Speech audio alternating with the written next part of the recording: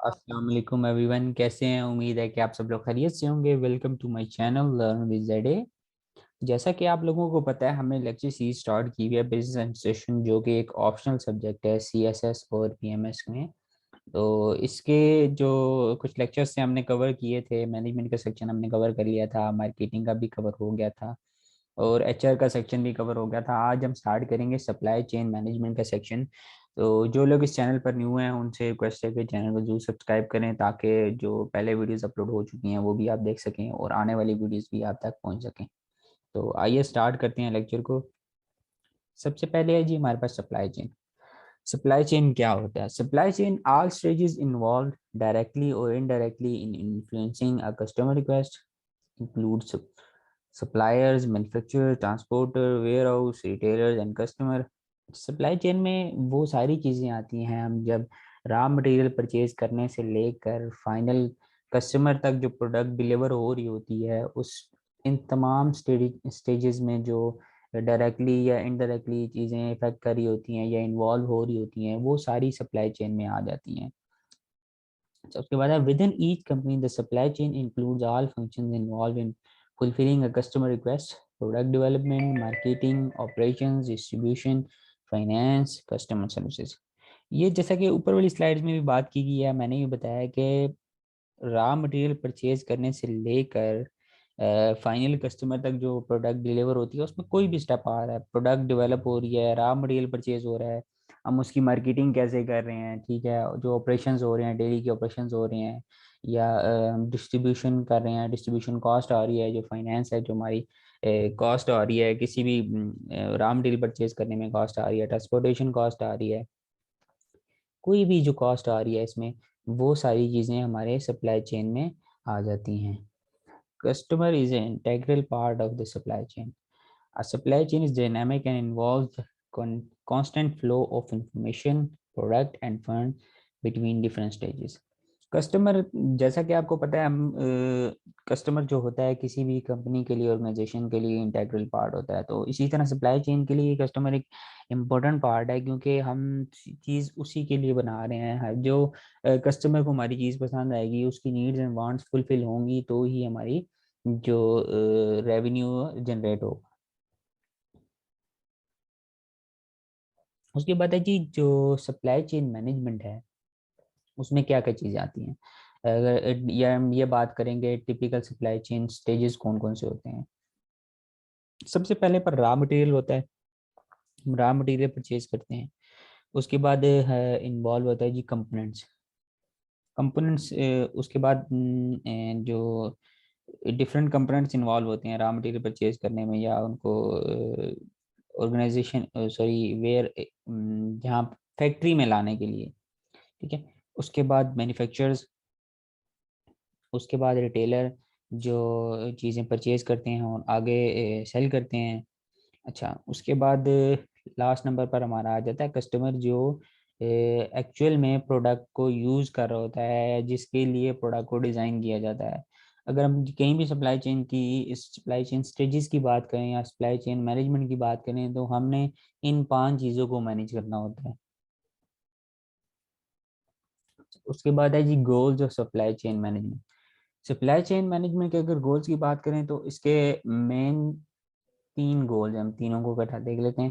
पहले right product and right place, यानी कि हमने राइट प्रोडक्ट जो कस्टमर को चाहिए, ठीक है, वो प्रोडक्ट देनी है एट राइट प्लेस। दूसरे नंबर पर है जी right quantity at right time. मतलब जिस, अगर कस्टमर डिमांड कर रहा है जी हमें 100 यूनिट्स चाहिए, 1000 यूनिट्स चाहिए, तो उनको हमने 100 या 1000 यूनिट्स ही प्रोवाइड करनी है जितनी उनकी डिमांड है, यानी कि राइट टाइम, जिस टाइम पर चाहिए उसी टाइम पर उतनी क्वांटिटी हमें प्रोड्यूस करके डिलीवर करनी होती है। तो तीसरे नंबर पर right right quality eight right place. Customer right quality eight right place नहीं, यहाँ पर राइट वैल्यू आएगा। अच्छा, right quality eight right value, यानी कि जो कस्टमर हमें पे कर रहा है, कस्टमर फॉर एग्जांपल 1000 रुपीज पे कर रहा है किसी प्रोडक्ट के, तो हमारी जो प्रोडक्ट है उसकी क्वालिटी भी ऐसी होनी चाहिए, क्योंकि हमें वो 1000 रुपीज पे कर रहा है, तो उसकी जो प्रोडक्ट है उसकी क्वालिटी भी इस इसको मीट कर रही हो, क्योंकि कस्टमर जो पे कर रहा होता है वो उसके माइंड में तो ये होता है कि जो मैं 1000 रुपीज़ पे कर रहा हूँ या 2000 पे कर रहा हूँ, तो जो मैं प्रोडक्ट परचेज कर रहा हूँ उसकी क्वालिटी भी इस तरह की होनी चाहिए। तो उसके बाद आता है ये decision phases in supply chain. Supply chain में तीन तरह के डिसीजंस होते हैं। एक होता है सप्लाई चेन स्ट्रेटजी, जो लॉन्ग स्ट्रेटजी की जो बात करें तो लॉन्ग टर्म की बात हो जाती है। Supply chain planning. और तीसरे नंबर पर है जी सप्लाई चेन ऑपरेशंस, जो डेली के या वीकली ऑपरेशंस हो रहे होते हैं उसको देख रहा होता है। अच्छा, तो अब हम देखते हैं जी इसको, अगर हम डिटेल में बात करें तो सप्लाई चेन स्ट्रेटजी क्या है। Supply chain strategy how to structure the supply chain over the next several years, मतलब ये लॉन्ग टर्म की बात हो रही है, 10 साल की बात हो रही है, ठीक है, या 5 साल की बात हो रही है, उसमें हमने देखना है। अच्छा, हमने ये देखना है कि हम जो लोकेशन है या लोकेशन हम कौन सी चूज़ करेंगे, टारगेट मार्केट हमारी कौन सी होगी, ठीक है, हम जो फैसिलिटीज़ हैं वो किस तरह प्रोवाइड करेंगे। दूसरे नंबर पर हम इसमें भी ये भी देखते हैं कि हम जो प्रोडक्ट बनाएंगे या स्टोर करेंगे उसके लिए हमारे पास डिफरेंट लोकेशंस होनी चाहिए। हम मोड ऑफ ट्रांसपोर्टेशन कौन सा यूज़ करेंगे, या इंफॉर्मेशन सिस्टम, यानी कि हम हमारा कम्युनिकेशन मोड क्या होगा, हम कोऑर्डिनेट कैसे करेंगे विद एम्प्लॉयज़ के साथ या कस्टमर्स के साथ या अपने सप्लायर्स के साथ कैसे कोऑर्डिनेट करेंगे।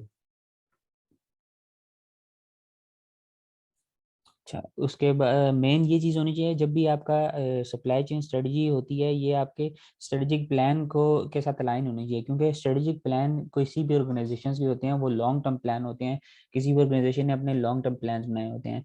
तो इसी तरह जो स्ट्रेटेजिक सप्लाई चेन स्ट्रेटजी है ये भी लॉन्ग टर्म ही होगी, तो इसको उसके साथ मैच होना चाहिए। अच्छा, उसके बाद है जी सप्लाई चेन प्लानिंग।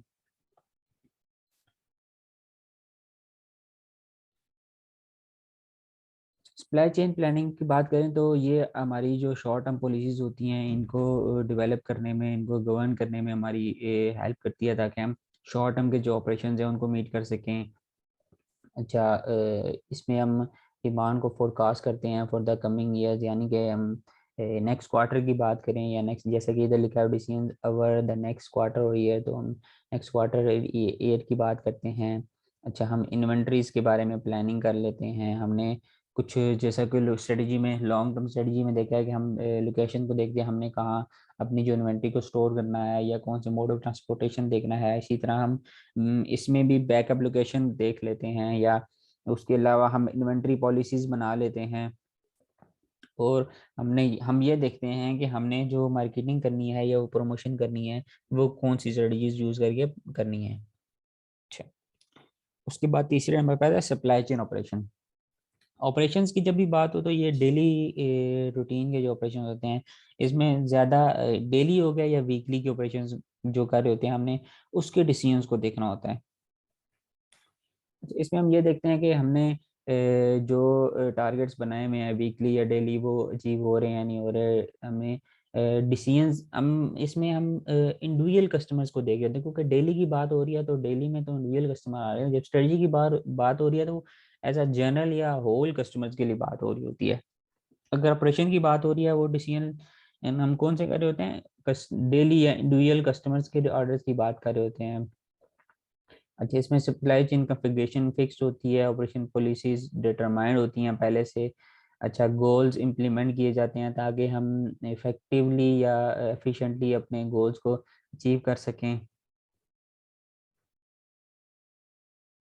अच्छा, इसमें अनसर्टेनिटी कम होनी चाहिए, क्योंकि टाइम ओरिजन कम होता है हमारे पास, मतलब एक ही दिन में हमने ऑपरेशन, जब भी ऑपरेशन की बात हो रही है तो हम ऑन द स्पॉट डिसीजन कर रहे होते हैं, तो हमारे पास टाइम ओरिजिन कम होता है, तो हमने इफेक्टिव और एफिशिएंट डिसीजन मेकिंग करनी होती है इसमें। अच्छा, उसके बाद है जी process view of supply chain. Process view of supply chain हमारे पास है जी के दो तरह के व्यूज होते हैं सप्लाई चेन की। जो प्रोसेस है उसको कंटिन्यू करने के लिए या मैनेज करने के लिए सप्लाई चेन का जो प्रोसेस, सप्लाई चेन का जो होल प्रोसेस है। पहले नंबर पर cycle view. Cycle view processes in a supply chain are divided into series of cycles, each performed at the interface between the two successive supply chain stages. इसको हम detail में आगे देखेंगे दोनों को अलग अलग। यहाँ पहले थोड़ी डिफरेंशिएशन को देख लेते हैं कि ये एक साइक्लिक भी होता है, यानी एक एक साइकिल कंप्लीट हो रहा होता है, साथ ही दूसरा स्टार्ट हो रहा होता है, तो ये दोनों एक ही टाइम पे कंप्लीट हो रहे होते हैं। दूसरे पे बात करें, पुश एंड पुल पे बात करें, तो processes in a supply chain are divided into two categories depending on whether they are executed in response to a customer order or in anticipation to a customer order। अच्छा, पहला ये है जी पुल, ये है कि कस्टमर आपसे कस्टमर ऑर्डर कर रहा है, यानी कि कोई कस्टमर ने ऑर्डर किया, ठीक है, वो हम उसके मुताबिक कोई चीज़ डिज़ाइन कर रहे होते हैं, उसके ऑर्डर को फुलफिल कर रहे होते हैं, तो वो हमारे पास पुल में आ जाता है। और दूसरा ये है कि पुश पुश में ये होता है कि हम खुद ही, ये मैन्युफैक्चरिंग स्टेट पे देखा जाता है, मैन्युफैक्चरर सप्लायर से कोई चीज़ डिमांड कर रहा होता है, रॉ मटेरियल खुद मैन्युफैक्चर कर रहा है, चीज़ डेवलप कर रहा है, प्रोडक्ट को फाइनल स्टेज में लेकर आ रहा है। जब प्रोडक्ट डेवलप हो जाती है, प्रोडक्ट बन जाती है, तो वो कस्टमर को डिलीवर करते हैं कि कस्टमर इसी को यूज़ करे, तो ये एक पुश व्यू साइकिल है।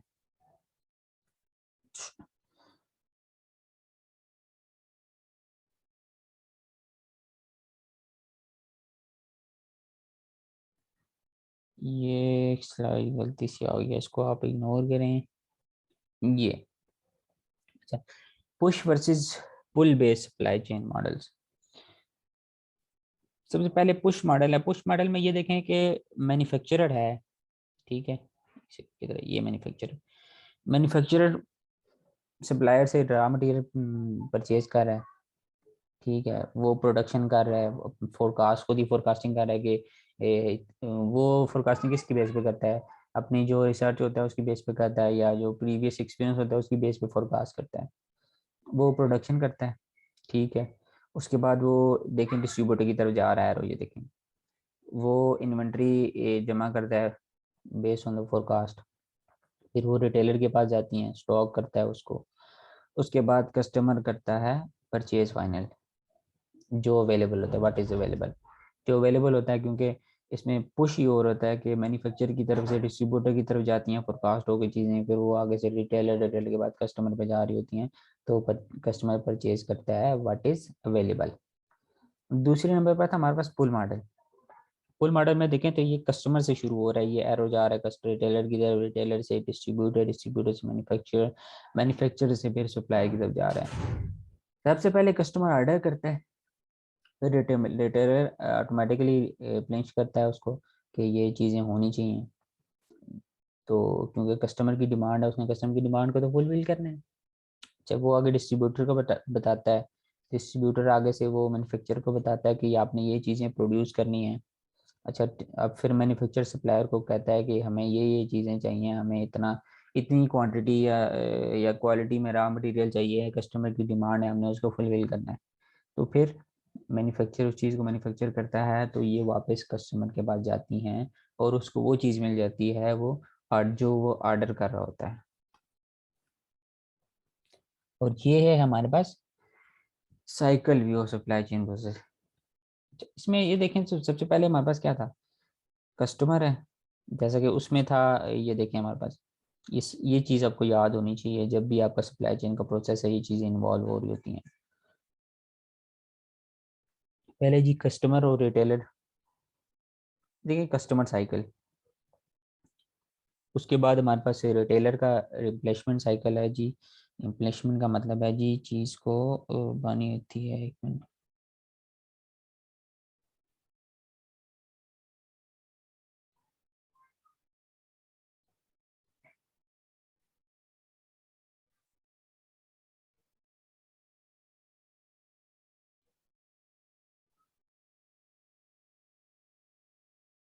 मेरे जहन से इसका मीनिंग निकल गया था, तो मैं चेक कर लेता हूँ। फिल करना या स्टोर करना, यानी कि वो चीज़ें अपने पास रखेगा, क्योंकि देखें रिटेलर ने चीज़ें स्टॉक करनी होती हैं, फिर ही आगे भेजनी होती हैं, इसी तरह डिस्ट्रीब्यूटर ने भी यहाँ से मैन्युफैक्चरर से लेकर। अच्छा, ये इन दोनों की बात करें, इन दोनों के दरमियान ये customer cycle, customer order cycle आता है, क्योंकि कस्टमर रिटेलर को ऑर्डर कर रहा होता है, ठीक है, और इन दोनों का आपस में रिलेशनशिप हो रहा होता है, जैसा कि यहाँ पे था ना कि कस्टमर ऑर्डर कर रहा था, कस्टमर ने ऑर्डर किया रिटेलर को, रिटेलर ने आगे डिस्ट्रीब्यूटर को बताया। इसी तरह ये जो साइकिल है, हमने वैसे पहले भी बात की थी, ये इस स्लाइड पर बात की थी। Supply chain divided into series of cycles each perform at the interface between two successive supply chain stages. मतलब इन दोनों के दरमियान ये कंप्लीट हो रहा होता है साइकिल, क्योंकि जब वो ऑर्डर कर रहा होता है, ये भी अपने पास कर रहा होता है कि हाँ, ये चीज़ें उसके पास होनी चाहिए, स्टॉक बनी चाहिए। तो उसके बाद रिटेलर डिस्ट्रीब्यूटर का ये जो साइकिल है, रिप्लेसमेंट साइकिल, क्योंकि इन्होंने भी स्टॉक करना होता है, इन्होंने भी स्टॉक करना होता है, तो ये अपने पास चीज़ नोट कर रहे होते हैं कि कस्टमर का ऑर्डर कितना है, हमने उसके मुताबिक चीज़ें स्टोर करनी है। उसके बाद डिस्ट्रीब्यूटर और मैन्युफैक्चर का जो साइकिल है वो मैन्युफैक्चरिंग साइकिल है, क्योंकि मैंने इस साइकिल में ये है कि मैन्युफैक्चर जब डिस्ट्रीब्यूटर बताता है कि इतनी डिमांड है, इतना ऑर्डर है, तो वो मैन्युफैक्चर उसी बेस पर अपना जो है मैन्युफैक्चरिंग कर रहा होता है, तो ये इसमें मैन्युफैक्चरिंग साइकिल आ जाता है। और लास्ट में जी हमारे पास मैन्युफैक्चर और सप्लाई के दरमियान जो साइकिल है, क्योंकि मैन्युफैक्चर जो ऑर्डर होता है उसकी बेस पर ये देख रहा होता है कि उसको कितना रॉ मटेरियल चाहिए जिस पे वो मैन्युफैक्चरिंग करे या फाइनल प्रोडक्ट डेवलप करे, तो वो उसी लिहाज से सप्लायर को बता रहा होता है कि इतनी डिमांड है, इतना रॉ मटेरियल चाहिए, तो ये प्रोक्योरमेंट साइकिल में आ जाता है।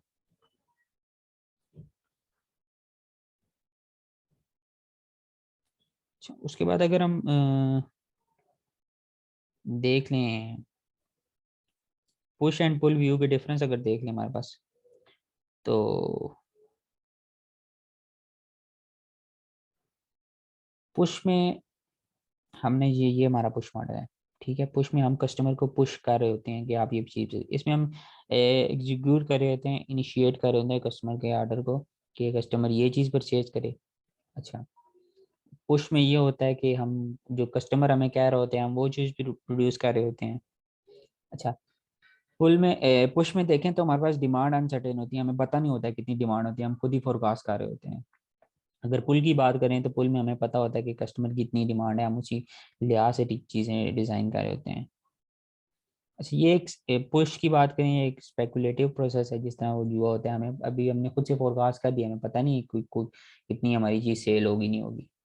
अच्छा, तो दूसरा अगर पुल की बात करें तो ये एक रिएक्टिव प्रोसेस है, इसमें जैसा कि हमें पता है कि इतनी चीज़ हमने प्रोड्यूस करनी है। अच्छा, फिर पुश में हाई कम्प्लेक्स सिचुएशन होती है, जैसा कि फोरकास्ट कर रहे होते हैं हम खुद से, तो हमें पता नहीं होता। तो जो पुल मॉडल है, पुल में तो हमारे पास कम्प्लेक्सिटी नहीं होती, क्योंकि हमें जितना कस्टमर ऑर्डर कर रहे होते हैं हम उसी पे डिलीवर कर रहे होते हैं। अच्छा, उसके बाद आता है जी सप्लाई चेन के जो हमारे पास हैं मैक्रो प्रोसेसेस में क्या क्या चीज़ें इन्वॉल्व होती हैं। Supply chain processes discuss in to views can be classified. जो हमने पहले दो व्यूज देखे हैं, एक साइकिल व्यू देखा है या push and pull model view देखा है, उसके मुताबिक हमारे पास ये चीज़ें दो हो जाती हैं। सॉरी, हम चीज़ों को इस तरह डिवाइड करते हैं। एक कस्टमर रिलेशनशिप मैनेजमेंट जो मेन देख रहा होता है आपका सप्लाई चेन, दूसरा internal supply chain management ISCM है, और तीसरा सप्लायर का जो है रिलेशनशिप मैनेजमेंट, सप्लायर के साथ जो हमारा रिलेशनशिप होता है उसको मैनेज करना भी, ये भी हमारे सप्लाई चेन मैनेजमेंट में आ जाता है। The three macro processes manage the flow of information, product, and funds required to generate, receive a full and fulfill a customer request। ये सारे अगर जिस तरह हमने मेन अगर बात की है सप्लाई चेन की, तो हमने सप्लायर से लेकर कस्टमर तक जो सारे हमारे प्रोसेस इन्वॉल्व हो रहे होते हैं वो सारे हमारे पास सप्लाई चेन में आ रहे होते हैं। तो उसने इसको तीन डिवाइड कर दिया ना, क्लासीफाई कर दिया।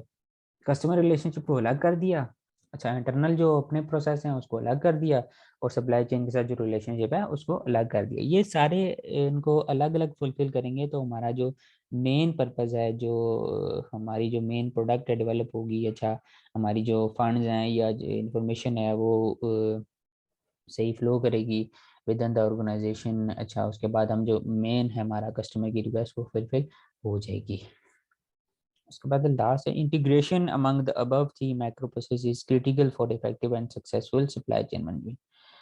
जाहिर सी बात है, जब हम ये तीनों को फुलफिल करेंगे तो हमारा जो ओवरऑल सप्लाई चेन मैनेजमेंट है वो फुलफिल हो रहा होगा, तो वो फुलफिल हो रहा होगा तो हमारी जो कस्टमर की नीड फुलफिल हो रही होंगी, और हमें as a result revenue generation हो रही होगी। उसके बाद है जी स्ट्रेटेजिक फिट। स्ट्रेटेजिक फिट क्या होता है?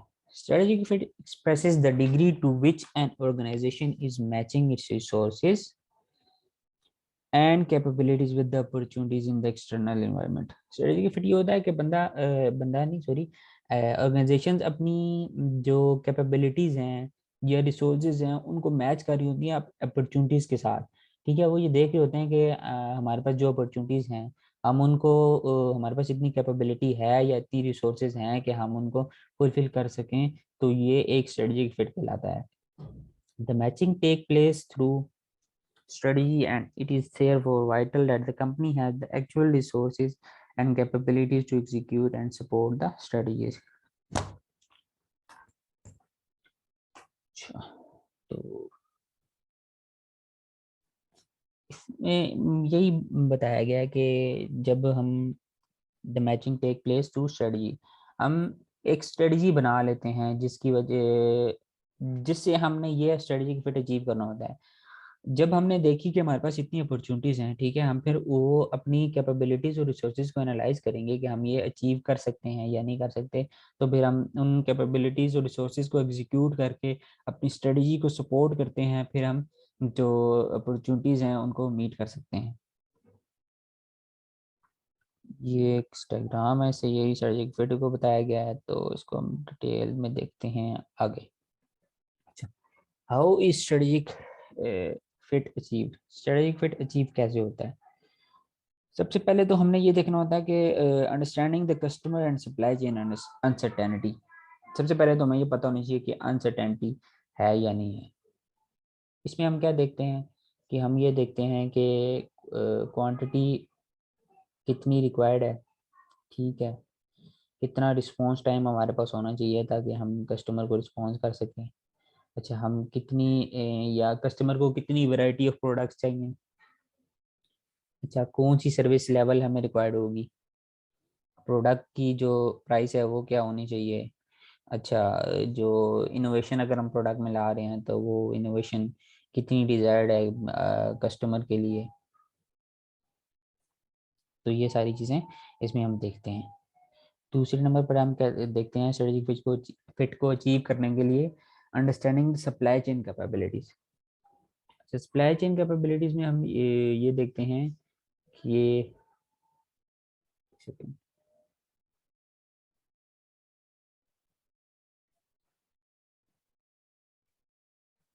सप्लाई चेन कैपेबिलिटीज हम ये देख रहे हैं कि हमने जो चीज़ डिलीवर करनी है हमारी अपनी कैपेबिलिटीज हैं या नहीं। अच्छा, हमारे पास इतनी रिसोर्सेज अवेलेबल हैं या नहीं, हमारे पास इतनी मैन पावर है या नहीं, हमने कोई चीज़ डिलीवर करनी है वो हम उस टाइम पर अचीव कर सकते हैं या नहीं, हमारे जो रूटीन के ऑपरेशन हैं सप्लाई चेन ऑपरेशन हैं वो मैनेज हो रहे हैं या नहीं, सप्लाई चेन प्लानिंग का जो स्टेज है वो उस पर प्रॉपर वर्किंग हो रही है या नहीं हो रही।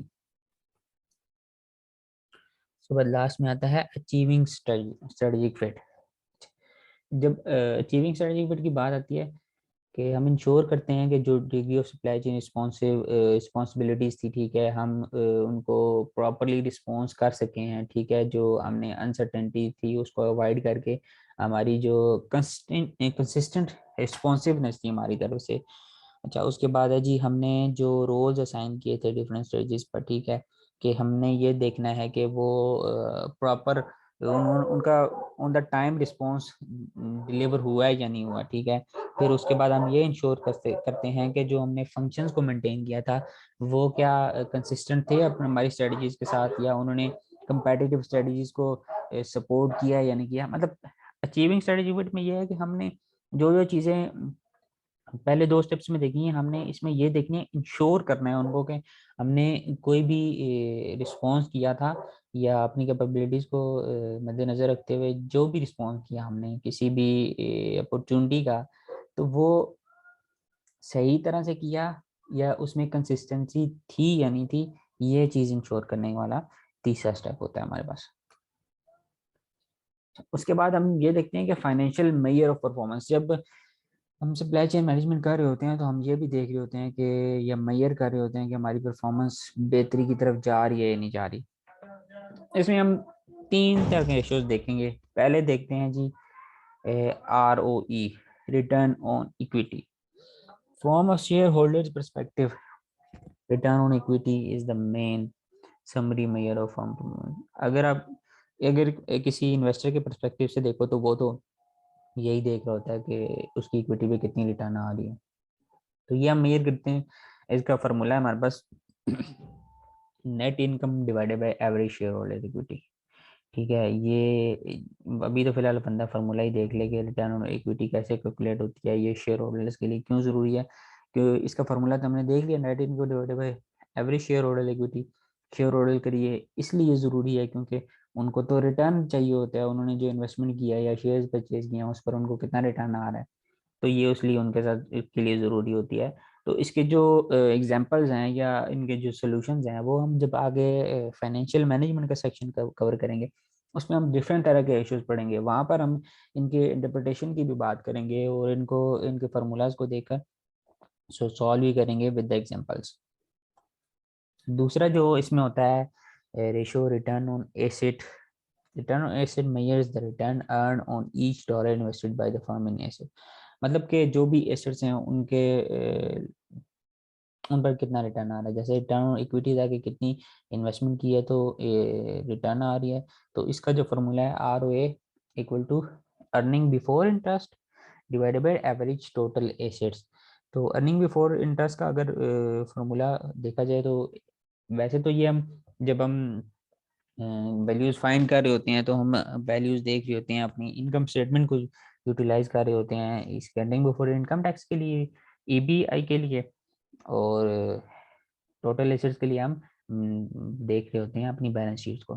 अच्छा, तो अगर हमारे पास वो अवेलेबल ना हो, वैल्यूज अवेलेबल हो, हमारे पास नेट इनकम हो, इंटरेस्ट एक्सपेंस हो या टैक्स रेट हो हमारे पास, तो हम फिर भी ये इस फार्मूले से कैलकुलेट कर सकते हैं। Net income plus bracket interest expense multiply by 1 minus tax rate divided by total assets.